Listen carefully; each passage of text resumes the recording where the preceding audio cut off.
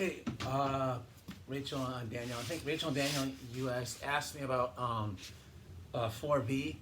Um, that question is find the second derivative and then use that to answer the question. Does that help us figure out whether the um, tangent line in the previous question over or underestimates?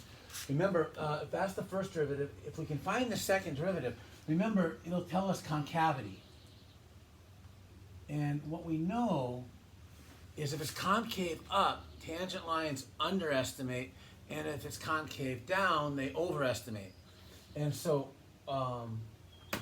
we can do this. Now, one other thing they want us to do this at 3. One of the things that took me a second to think about was this. They mention that when t is bigger than 0, h is bigger than 27. I actually had to read that when I did the question. I didn't see that at first because I'm like, well, now how do I answer the question? So that may not have been your question, but that was something that made me have to stop and think about it for a second. So, but let's first take the second derivative. Piece of advice: you don't have to do this, but I distributed this in. You don't have to, but and then when you take the derivative, now be careful.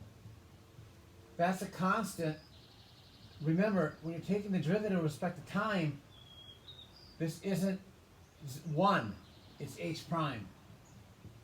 So the second derivative is negative 1/4 of h, so then you have to resubstitute that back in. It looks kind of weird, I admit, because then I have to substitute that first derivative back in. So you end up with negative 1/4 times negative 1/4, 1/16 h minus 27. Now remember, if we want to find h double prime of 3, well, here's the thing: we can't actually find it. That's kind of freaked me out. Like, well, we don't know anything about 3, but that's okay. What we know is if t is 3 is bigger than 0, so that means h is bigger than 27, which means this is positive.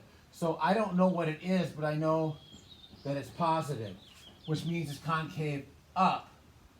If it's concave up, no matter where you draw a tangent line, it's going to underestimate.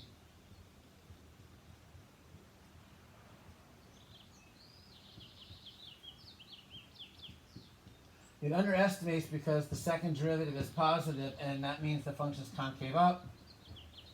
So h is concave up. If h is concave up, then tangent lines underestimate.